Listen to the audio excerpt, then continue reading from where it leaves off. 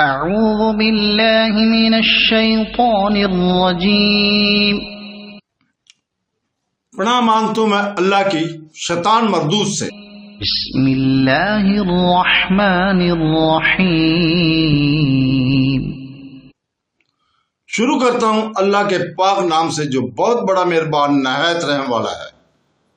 ربنا وبعث فيهم رسولا منهم يتلو عليهم آياتك ويعلمهم الكتاب والحكمة ويزكيهم إنك أنت العزيز الحكيم۔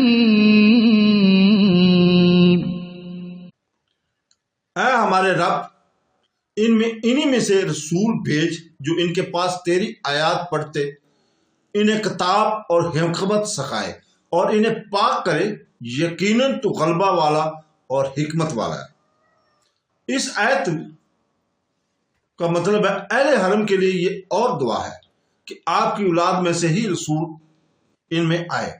چنانچہ یہ بھی پوری ہوئی مسند احمد میں ہے کہ رسول پاک صلی اللہ علیہ وسلم فرماتے ہیں، میں اللہ کے نزدیک خاتم النبیین اس وقت سے ہوں جب کہ آدم علیہ السلام بھی مٹی کی صورت میں تھے۔ میں تمہیں ابتدائی امر بتاؤں، میں اپنے باپ حضرت ابراہیم علیہ السلام کی دعا اور حضرت عیسیٰ علیہ السلام کی بشارت ہوں اور اپنی ماں کا خواب ہوں۔ انبیاء کی والدہ کو ایسے ہی خواب آتے ہیں۔ ابو امامہ رضی اللہ تعالیٰ سے ایک مرتبہ سوال کیا گیا کہ یا رسول اللہ، اپنے ابتدائی حالات تو ہمیں بتائیے۔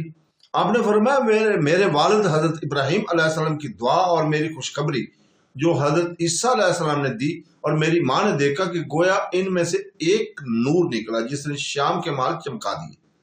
مطلب یہ ہے کہ دنیا میں شہرت کا ذریعہ یہ چیزیں ہوئیں۔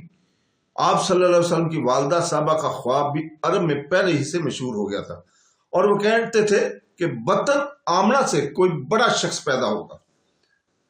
بنی اسرائیل کے انبیاء کے خاتم حضرت روح اللہ نے تو بنی اسرائیل میں خطبہ پڑھتے ہوئے آپ کا نام بھی بتا دیا تھا اور فرمایا کہ لوگوں، میں تمہاری طرف اللہ کا رسول ہوں، مجھ سے پہلی کتاب تورات کی تصدیق میں کرتا ہوں اور میرے بعد آنے والے نبی کی میں تمہیں بشارت دیتا ہوں جن کا نام احمد ہے صلی اللہ علیہ وسلم۔ اسی کی طرف اسی حدیث میں اشارہ ہے، خواب میں نور سے شام کے معلات کا چمک اٹھنا اشارہ ہے اس امر کی طرف کہ دین وہاں جم جائے گا۔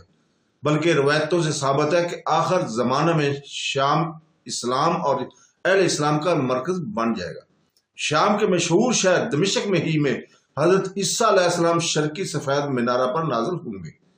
بخاری اور مسلم میں میری امت کی ایک جماعت حق پر قائم رہے گی، ان کے مخالفین ان کو نقصان نہ پہنچا سکیں گے یہاں تک کہ اللہ تعالیٰ کا حکم آ جائے گا۔ صحیح بخاری میں اتنا اضافہ اور ہے کہ وہ شام میں ہوں گے۔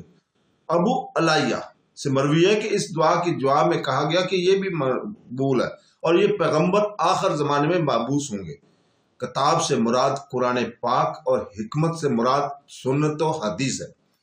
حسن رحمۃ اللہ علیہ اور قتادہ رحمۃ اللہ علیہ اور مقاتل رحمۃ اللہ علیہ بن حیان اور ابو مالک رحمۃ اللہ علیہ وغیرہ کا بھی یہی فرمان ہے۔ اور حکمت سے مراد دین کی سمجھ بوجھ بھی ہے۔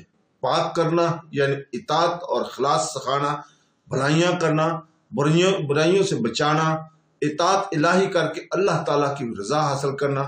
اللہ عزیز ہے جسے کوئی چیز عاجز نہیں کر سکتی، جو ہر چیز پر غالب ہے، وہ حکیم ہے، یعنی اس کا کوئی قول اور فعل حکمت سے خالی نہیں ہے، وہ ہر چیز کو اپنے محل پر ہی حکمت اور عدل علم کے ساتھ رکھتا ہے۔ صدق اللہ العظیم۔